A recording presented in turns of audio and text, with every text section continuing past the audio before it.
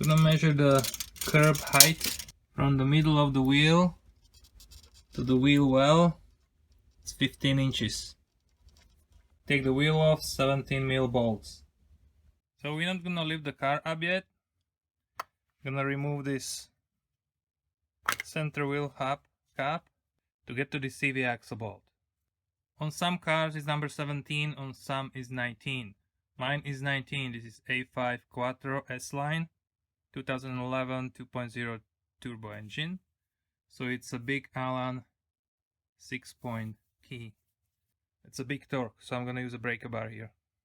We're gonna remove the brake caliper. I will start with these two 13mm bolts on top and on the bottom. Yeah, but before I do that, there is a bracket on the rear side of this knuckle here. Removing the bolt from this bracket makes the life easier on all of these lines. This is a 10mm bolt. I just disconnected the ABS sensors, pry on it, and then push and pull. I need to remove this kind of like a spring first. Gonna squeeze it and remove it. Once the brake caliper is removed, you want to hang it on some wire so it's not hanging on the brake hose, obviously. And now I have way better access to those 21mm bolts. So let's remove those. And also turning the wheel to the left makes it easier to access to those two bolts. And now you can go to removing the rotor. The first thing we want to do, use T30 Torx and give it a whack on this side of the rotor. Just like that. And now it's time to remove the CV axle nut. So in my case, like I said, it's number 19. In order to get the good access to those 4 bolts, because there are 4 bolts, you can see 1, 2, and there are 2 on the bottom.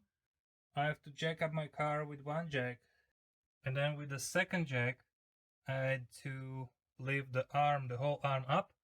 I can actually have good access to that bottom right bolt. Otherwise the ball joint will be in my way.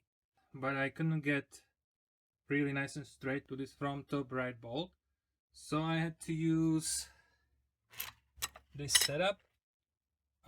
You might have a different tools, but this is my 3/8 triple square M12 adapter from 3/8 to 1/2 inch, then the 1/2 inch swivel from my set, and then the breaker bar. So these bolts are, you can see in them, are pretty crusty, so I'm gonna give it a good clean with my wire brush, and then give it a spray of liquid wrench and let it sit for a while.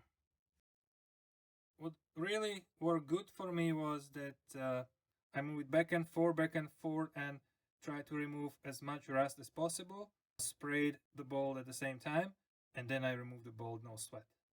Okay, honestly, it was a real pain. I got it out, but I just want to tell you, I disconnected those 2 bolts from upper control arm because I was gonna remove this one bolt, but this bolt is mission impossible.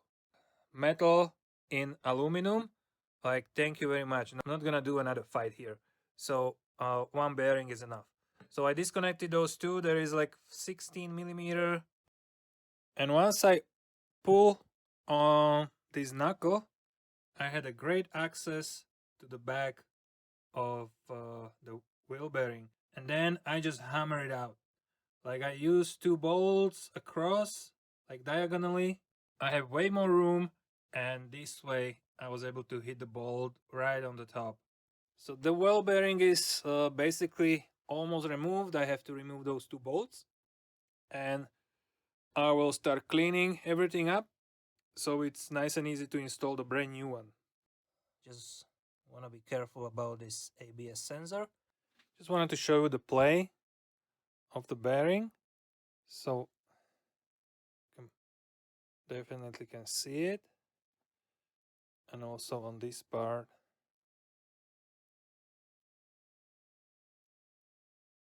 It has a lot of play. So this one is shot for sure. And I bought a brand new one, GMB. Made in Thailand. I cleaned the surface, mating surface for the new wheel bearing. Also the inside, I used brass brush, so manually. Then I tried to use my drill and this attachment. It's also made of brass, and clean the dust with my pressurized air. I covered the CV axle boot, the whole boot, with a plastic bag. And also there is this string, it's hard to see, so it's not hanging down by its own weight, but I just use this string to secure it against the strut. Those 4 bolts are torque to yield, so you should replace them. And I removed those 2 instead of this one 16mm bolt, because this is another fight. Like this is something. Like whoever designed this system, he deserves a Nobel Prize for making the life worse for anybody who serviced this car. Like I love Audis, but this is over engineered, really. Or under. Finally, new wheel bearing is mounted on wheel hub. It's GMB, like I mentioned, nice and firm, no wiggling finally. So I'm gonna use the old wheel hub and new wheel bearing.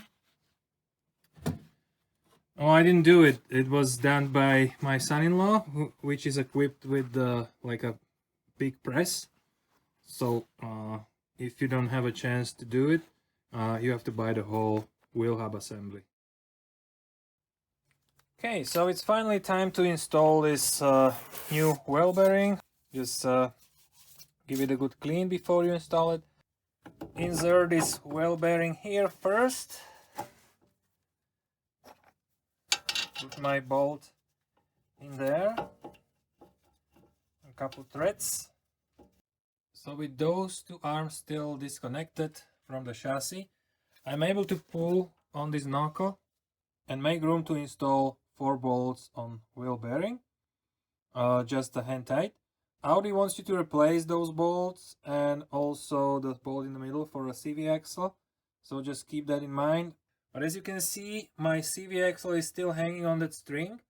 So it's supported and it's not hanging somewhere by its weight and possibly damaging the bearing next to the transmission.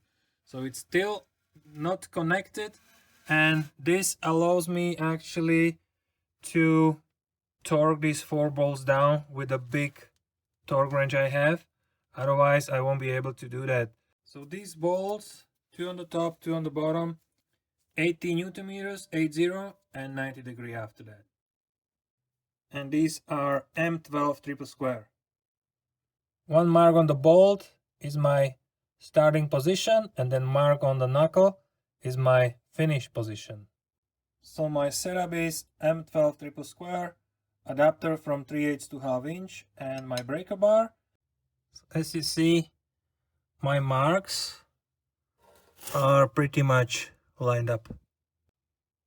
And now it's time to insert the CV axle spline into the wheel bearing. Before I do that, I will line up my top control arms with the chassis a little bit, just a little bit. I'm gonna install CV axle bolts, and I'm gonna give it a couple threads. On some of those Audis you might find 17 mil. Mine is 19. Just a couple threads until I feel some pressure. Just like that. That's enough. We're gonna go back to this bolt later on.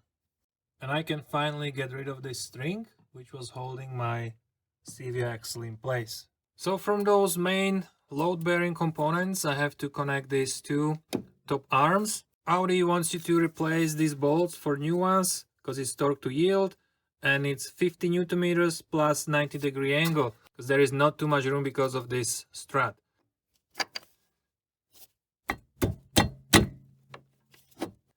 I just got it in place. The left rear bolt in place as well. It's not a biggie, but with these bolts, you need to torque them down at the curb weight of the car. So you have to lift this whole arm to the curb weight. That's why we measured the distance between the middle of the wheel to the wheel well, top of the wheel well. Now I'm gonna leave just the bolt like it is. We'll torque them down later. Now it's time to put the rotor back on. I'm gonna line up this opening against the thread, and it's T30 Torx. Very slight tension here. So now I can install this bracket. 21mm bolts. By the service manual you should replace them, but it's not torque to yield, so I'm gonna keep these. I just clean those threads with my die a little bit. 190 Newton meters torque. We got to the point where we can install this brake caliper. So I'm gonna undo this wire holding it in place. And then we have these two 13mm bolts, which Audi suggests to actually ask you to replace. But I'm not gonna replace them. They are not torque to yield. They are 30 Newton meters each.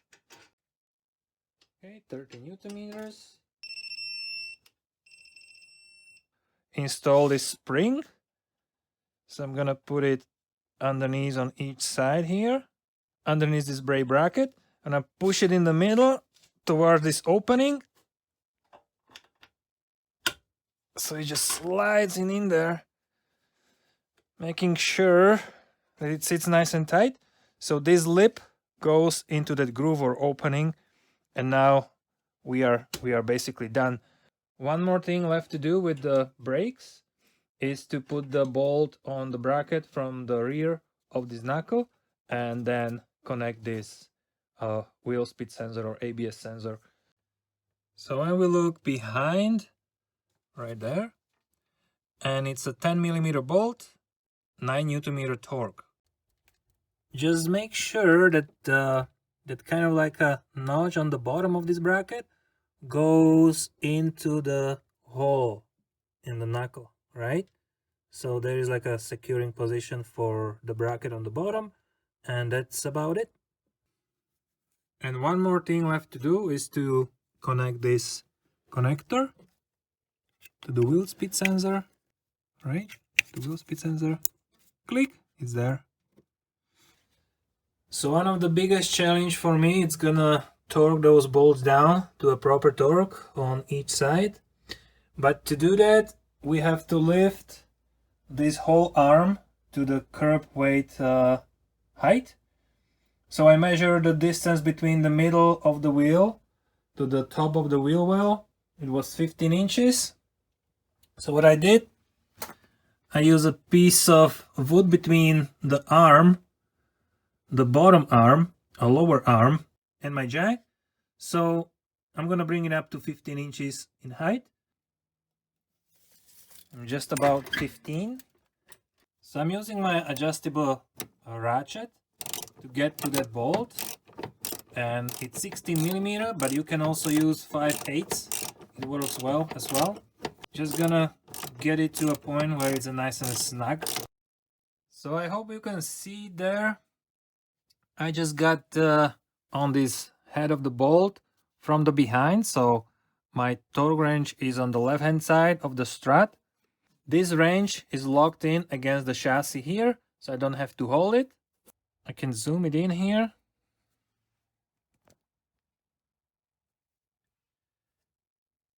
Where my ratchet ends, it's right there. And let's torque it down.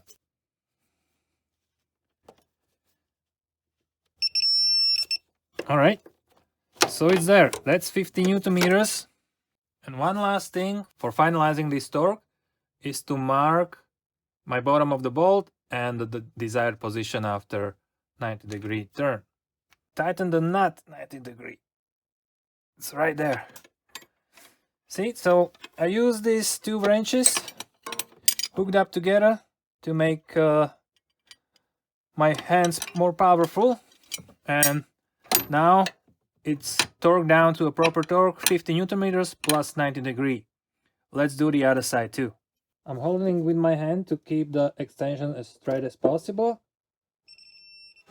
All right, so I'm gonna mark it here, and I'm gonna make a connection between these two, and I have a good leverage to make it happen.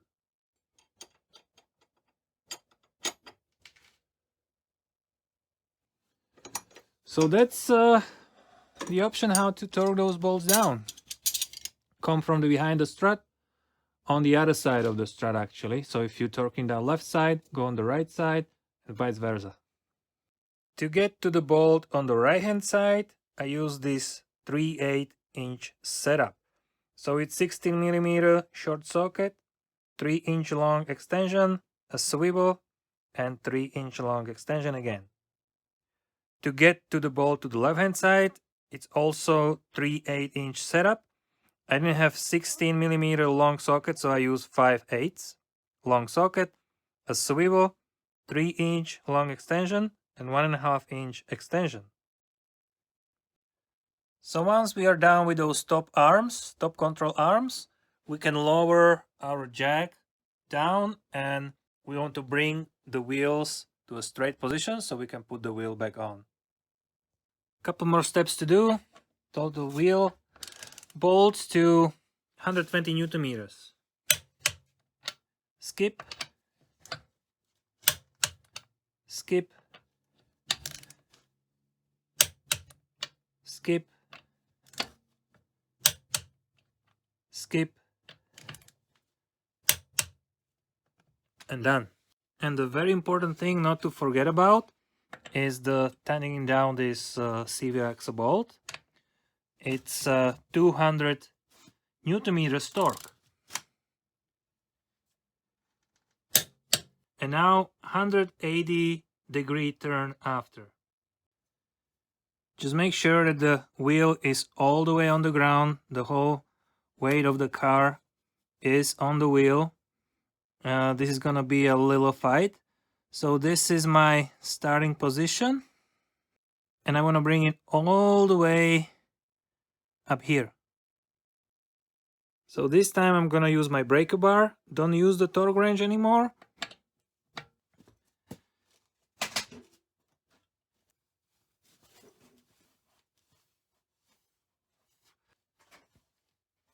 Put the wheel cap back on, and don't forget we played with our brakes, so they're pretty loose right now. So fire the car up and press on the brake pedal a few times to make sure it's nice and firm before start driving it. So I took it for a drive. Don't worry, I'm not holding the phone. And the humming noise from the front axle is gone. Wheel bearing was definitely the issue, and now the car is nice and quiet. So hopefully you enjoyed this video. Maybe I gave you some ideas what to do when you replace your wheel bearing on Audi A4, A5 and similar. Yeah, so it worked for me. So good luck with your project.